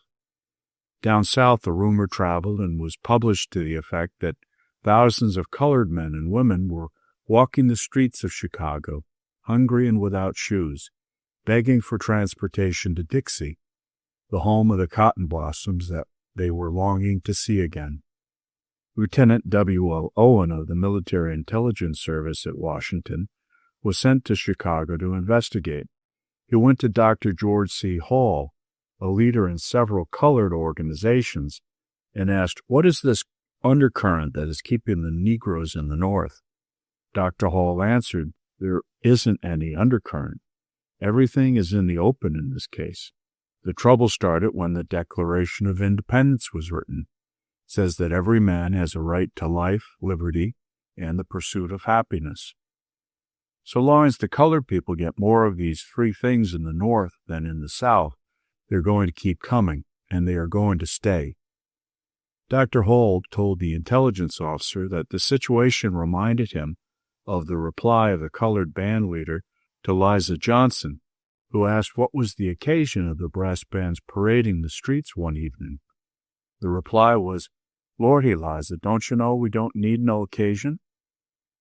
The declaration of Dr. Williams to the Baptist Ministers Association that 11 new members came from Vicksburg has a direct connection with a lynching story which is being widely circulated by the publicity or propaganda batteries of South State Street, reaching at least 1 million of the illiterate colored people of the South. The story, for ingenious cruelty and with relation to the kind of barbarism that is worse for the practitioners than the victims, equals anything recited in recent European war atrocities or anything in the Spanish Inquisition or more ancient days. In Vicksburg, in the third week in June, the story goes, a colored man accused of an assault on a white woman was placed in a hole that came to his shoulders. Earth was tamped around his neck, only his head being left above the ground. A steel cage 5 feet square then was put over the head of the victim, and a bulldog was put inside the cage. Around the dog's head was tied a paper bag filled with red pepper to inflame his nostrils and eyes. The dog immediately lunged at the victim's head. Further details are too gruesome to print. Whatever may be the truth about this amazing story, it is published in newspapers of the colored people and is attested as a fact by Secretary A. Clement McNeil of the National Association for Advancement of the Colored People, whose local office is at 3333 South State Street. The last-named organization, the most militant in activities against lynching, will hold its annual convention next year for the first time in the southern city. We'll go to Atlanta on invitation of the mayor of that city and on request of Governor Dorsey of Georgia. This is one of several indications that the southern states are actively considering steps to be taken to retain their Negro populations and to lessen the violence which threatens to become a habit in a number of communities. Chapter 12. Negro Crime Tales. Outbreaks of race warfare reported from Washington, D.C., caused leaders of the colored people in Chicago to place emphasis on 2 points. One, that Washington has had a large inflow of Southern white population during recent years, while the regular Army is known to have a larger proportion of whites from the Southern states than from any other section. 2, that the reported clashes may be something else than racial hostilities and perhaps may be traced back to the same antagonisms as those which caused the sectional war from 1860 to 1865. John Hawkins, formerly with the Federal Department of Justice, and more recently in the Second Deputy Superintendent's Office of the Chicago Police Department, gives this view. The newspaper reports of what is happening in Washington have most frequently indicated that the cause of the outbreaks were attacks by colored soldiers on white women.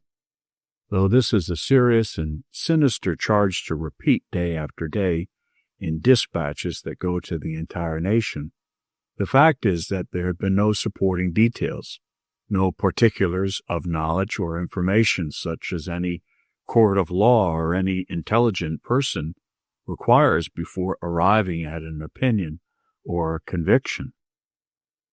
In one instance, a dispatch contained the following 3 sentences.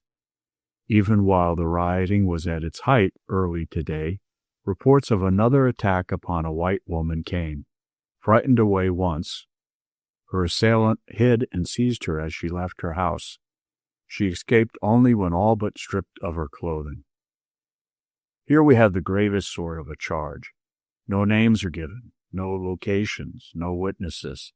A wild inflammatory tale sent out on the swift wings of rumor, and gabbled and tattled for the consumption of a nation of people struggling to set an example to the rest of the world on the value of self-control during a great world crisis. In all cases where the old and familiar statement is made that a Negro attacked a white woman, let there be something more than this vague allegation. It has too often served to screen ulterior purposes. Unless such a statement is accompanied by names, dates, and locations, and has at least a semblance of such facts as are required when a white man is similarly involved, it should be assumed that the vague allegations are camouflage behind which men are working to defeat the intent of the Emancipation Proclamation. Men who hold to the feudal South's theory that the Negro is biologically inferior to the white man.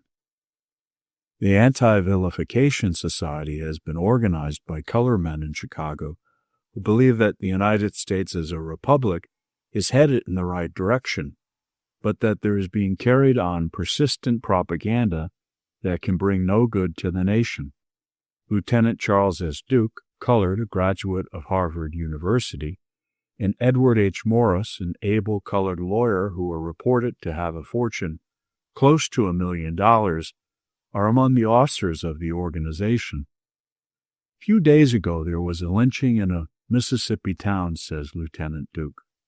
One New Orleans newspaper reported that the victim had confessed, while another newspaper said it was reported that he had confessed to a crime. On so vitally important a matter as whether a man to be burned by a mob had confessed guilt, the mediums of public information did not agree. A committee representing a number of organizations of colored people called on the Illinois State Council of Defense one day while the late war was on. They carried copies of a front-page newspaper story wherein it was stated that at a North Shore Society event, the hostess took particular pains not to shake hands with the members of the colored jazz orchestra. The members of the State Council of Defense recognized that the article was a gratuitous insult to the colored people, and the continuance of such a news policy during the war might seriously affect the colored fighters and workers. Equality is a big word in the various public movements among the colored people. The following program, adopted recently by the National Association for the Advancement of the Colored People, contains in brief a statement of the kinds of equality they are seeking. 1. A vote for every Negro man and woman on the same terms as for white men and women. This is accorded in practically all northern states, but not in the states south of Mason and Dixon's line. 2. An equal chance to acquire the kind of an education that will enable the Negro everywhere to use his vote wisely. 3. A fair trial in the courts for all crimes of which he is accused by judges in whose election he has participated without discrimination because of race. 4. A right to sit upon the jury which passes upon him. 5. Defense against lynching and burning at the hands of mobs. 6. Equal service on railroads and other public carriers. This is to mean sleeping car service, dining car service, Pullman service at the same cost and on the same terms as other passengers. 7. Equal right to the use of public parks, libraries, and other community services for which he is taxed. 8. An equal chance for a livelihood in public and private employment. 9. The abolition of color hyphenation and the substitution of straight Americanism. Chapter 13. Colored Gamblers. In South State Street, in blocks near 35th Street, there are colored men who stand on the sidewalk and pick out faces from the human stream flowing by. They saunter carelessly out and meet these faces and speak words addressed to the ears adjusted behind the faces. These words usually are, "Try your wrist today? Try your wrist?" The immemorial game of craps calls for wrist play. Of course, it is entirely a matter of luck or fate, unless the dice are loaded. But the sidewalk cappers in South State Street assume that it takes a skill of the human wrist to throw the requisite 7s and 11s that are necessary to what is technically known as a killing. So they ask, "Try your wrist?" Billy Lewis for months has been running a place between 3510 and 3512 South State Street called the Pioneer Club, where craps and poker are the attractions. The entrance is between two store buildings. A capper is usually in front day and night.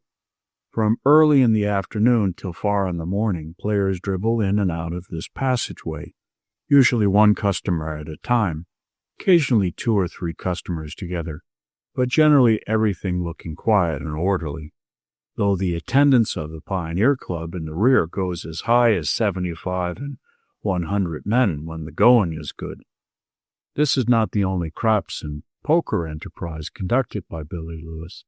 He has another at 14 East 35th Street, where the second and third floors are used as a temple of the gods of chance. Also, he has another at 37 West 22nd Street. Louis Joe presides over craps at a place in the 3000 block on South State Street, second floor front. Mexican Frank has his establishment at 3436 South State Street, second floor front. Wiley Coleman is in the same block on South State Street, second floor front.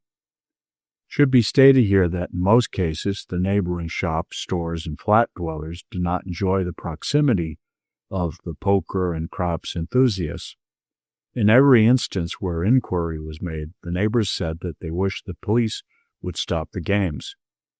W.M. Bass has been operating craps and poker games night and day in the rear of a real estate office on East 31st Street near Cottage Grove Avenue. From an alley entrance at 3512 South State Street, one may enter a temple of chance conducted by one McFallon. 2 men known as Williams and Kennedy maintain a laboratory for the study of the laws of chance on South State Street near 35th Street, entrances front and rear.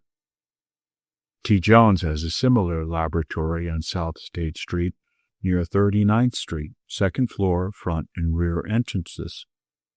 From 22nd Street to 39th Street on South State Street, there is some kind of game going here and there, usually craps and poker, and often day and night, said an informant who knows the district from constant residence in it and wide acquaintance. "I'm no reformer," he commented further. "I don't want to have the duty of changing what is in men's natures. But you can take it from me, they're going too far out here now. There ain't many places where the game is square. The working man who falls for a capper and thinks he is going to try his wrist, he don't try his wrist at all. He goes up against dice that are fixed and cards that are marked, and they take his money away from him." Now for the contrast. Take a look at the buildings where live some of the victims of the gamblers, who are naturally also the victims of the police who let the gamblers run the kind of games that are run. A house-to-house canvass was made by a colored newspaper man of 2 blocks of residences or tenements in Dearborn Street adjacent to the South State Street craps and poker games. The figures jotted down in the notebook of this investigator have a special significance when it is recalled that it is from these tenements that the gambling houses get part of their customers. Within 2 blocks were found a total of 83 families where 90% of the boys were truants from the public schools, and 72% of these boys were retarded at least 1 year by reason of truancy. In most cases, the parents were away from home so much that they were out of touch with the children. At 62 homes, the condition of furniture, walls, and ceilings was classified as dilapidated. In 5 instances, there was water dripping into a living room from a toilet room in bad order on a floor above. In 31 cases, the father had deserted, which means he is tired, dead, sick, or gone wrong from unknown causes. In 19 cases, the father of the family was dead, and the mother was struggling with a variously sized brood of young ones. In 28 cases, the father was a heavy drinker. 3 of the fathers were in jail, and 11 homes were motherless. 40 mothers worked all day. 20 mothers were heavy drinkers, to use the classification employed by this investigator. 42 refused to answer questions. The following sweeping summary was noted. 51% of the cases revealed home broken by death, desertion, divorce, drink, promiscuous living, or degeneracy, and cases where the deserted mother was found living in open shame before her children, or where a father who is a widower was living in open shame before his children. Such are fragmentary notes of a district in which a Chicagoan might pick up as many broken blossoms as Thomas Burke found in 1/4 of London. At the corner of 34th and South State Streets, the Reverend W.C. Thompson of the Pentecostal Church of Christ ended a street meeting that was rich and vibrant with melody. He explained that the police sometimes run him and his singers off the street, but the meetings would be kept up until the next time the police took such action. New things is comin' altogether diverse from what they has been, said this preacher in a rush of eloquence, and 20 voices of men and women shook out irresistible and magnetic melody to a song called After a While. The last stanza ran like this. Our boasted land and nation is plunging in disgrace, with pictures of starvation in almost every place, while plenty of needed money remains in horrid piles. But God's going to rule this nation after a while, after a while, after a while. God's going to rule this nation after a while. Chapter 14. An official of the packers. Among the employers, executives, and superintendents of the packing houses, the clashes between white and colored people in the stockyards and adjacent districts are not a race question so much as a labor union question, according to a prominent official of one of the packing companies. This official sat in various conferences of yards officials and state, city, and militia officers during the days of riot. He is familiar with the views of the officials of the large packing companies and believes that the following expressions represent the general viewpoint of the packers. In the yards, it is not a race question at all. It is a labor union question. We have no objection to the Negroes joining the union. We are running an open shop. The unions want us to run a closed shop. That would mean we could hire only union men. The unions have done everything to get the Negro into their membership, but they haven't got him. That is the trouble. At one time we heard they had about 90% of all the Negroes in the yards in the unions, but they don't stay. The trouble is that the Negro is not naturally a good union man. He doesn't like to pay union dues. We are all going to take back into our employ all the Negroes who are now away on account of the riots. Just now it is a good thing for those who have gone too far to cool off. If we should close down our plants for 2 weeks, many would realize more clearly what is needed in this hour. There's never been an organized effort on our part to bring the Negro here. The Packers' percentage of increase of Negro employees is not greater than that of any other industry during the war.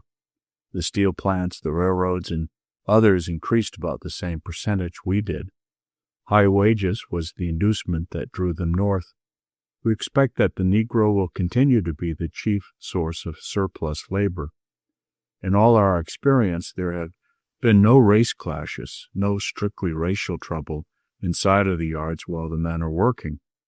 Their work requires skill in the handling of axes, cleavers, and knives, and if there were any real and lasting race hatred, it would show itself in violence inside the yards where they work.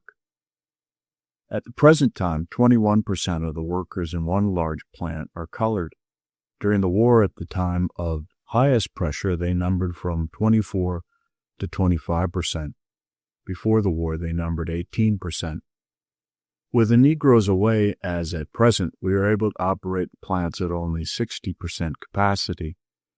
This lowered production and lessened amount of commodities for the market will have a measurable reflection in prices of food. It also affects the producers of our raw material. The farmer who had a bad experience marketing hogs last week when the shutdown was on because of the riots may say to himself that hogs are not the best things to raise for market. Our plant superintendents say that the white men want the colored workers back on some kinds of work. Take the beef luggers. They carry on their shoulders the quarters of beef. Negroes have always been best at this. The following figures represent the distribution of nationalities and race among the employees of Armour and Company.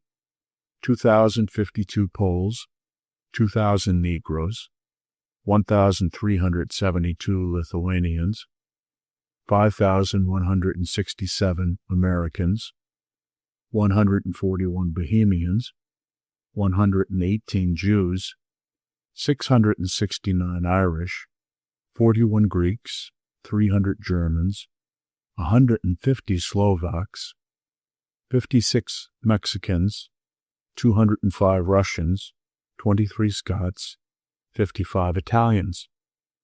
The employees of the other plants are said to be divided in about the same proportions. Chapter 15. Mr. Julius Rosenwald interviewed.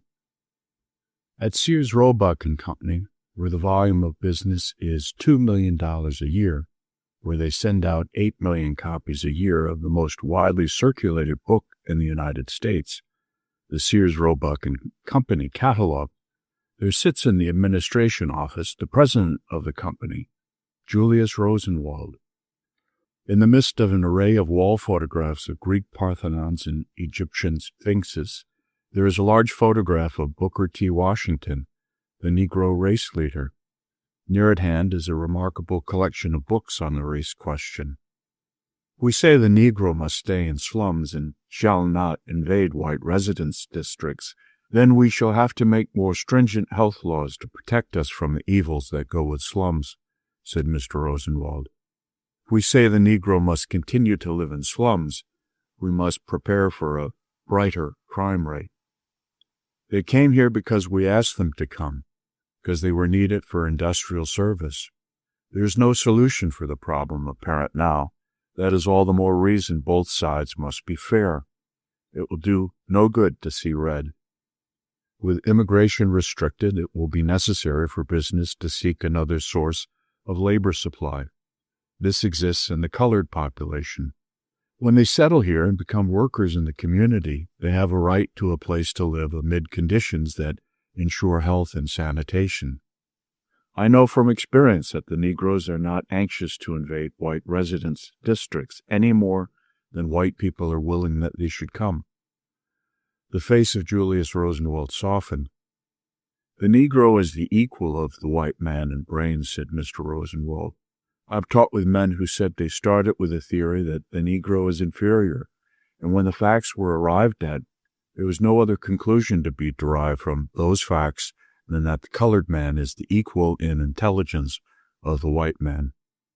I attended the graduation ceremonies of this year's class at Hampton Institute in May, the 51st anniversary of this Negro institution.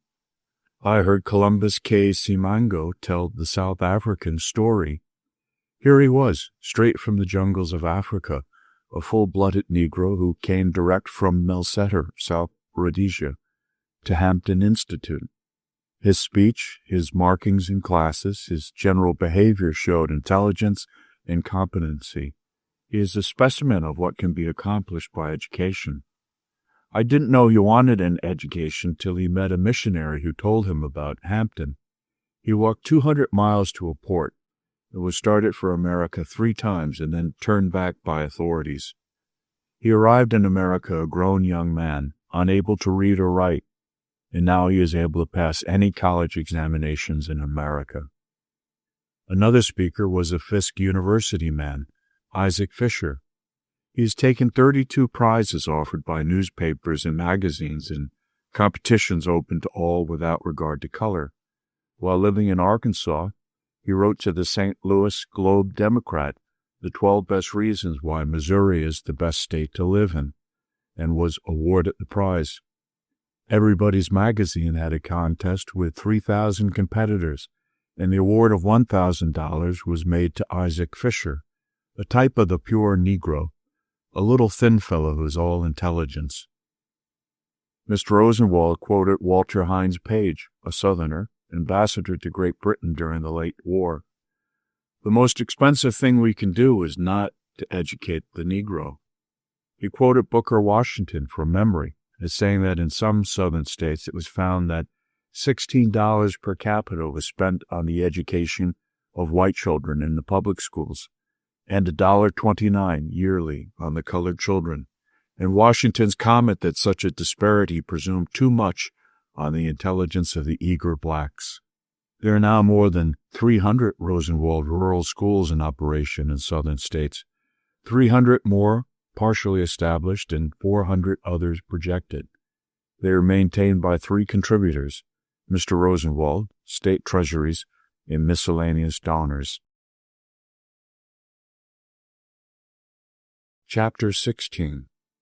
For Federal Action. The race question is national and federal. No city or state can solve it alone. There must be cooperation between states, and there must be a federal handling of it.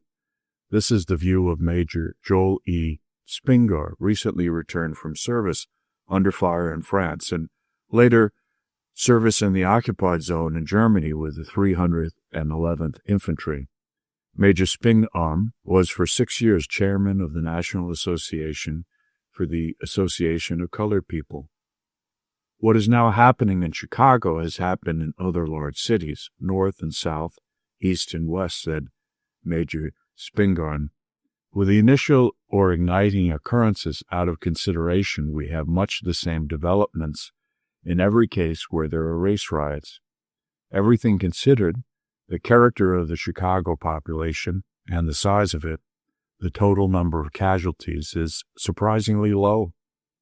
The fact must now be emphasized that the race problem is not local, but is a national question, should have federal attention, and there should be federal aid. We must fight as a national danger the race hatred that exists in the South. That particular form of race hatred, which was one fundamental cause of the Civil War, should not be permitted to spread to other sections. The Southern neglect of the Negro is a national problem. All the conditions of life that tend to degrade the Negro in the South immediately come into evidence the moment there is a shift of Negro population from South to North. Every circumstance of bad housing, bad sanitation, school neglect, and economic inequality that exists in the Southern states must be regarded as a national problem. This more especially in view of the shifts of population that are so easy now and which are sometimes an absolute necessity for the conduct of industry. There must be enlightenment of the intelligent whites of America on all phases of this problem. The intelligent white man who is not informed on the neglect and wrong training of the Negro in the South is as dangerous to future peace and law and order as is the so-called bad Negro. I fought for my country 2 years as a major of infantry, and I wish to give it as my mature judgment that no barbarities committed by the Prussians in Belgium will compare with the brutalities and atrocities committed on Negroes in the South. In effect, you may say that the Negroes who come north have issued from a system of life and industry far worse than anything ever seen under Prussianism in its worst manifestations. Every colored soldier that I have talked with in France, Germany, or America has a grievance. If there should be a development of Bolshevism in this country, it is plainly evident where these soldiers, at least those with whom I have talked, would take their stand. One of the most significant features in the Chicago situation is the stockyards labor union and the apparent goodwill between the two races among the thousands of white and colored men in that organization. I am told that about 60% of the stockyard workers are Poles, and that their leader, John Kurkulski, as well as the secretary and the 500 shop stewards of the organization, are taking a decisive stand against race prejudice, violence, and anything else than peace and equality before the law.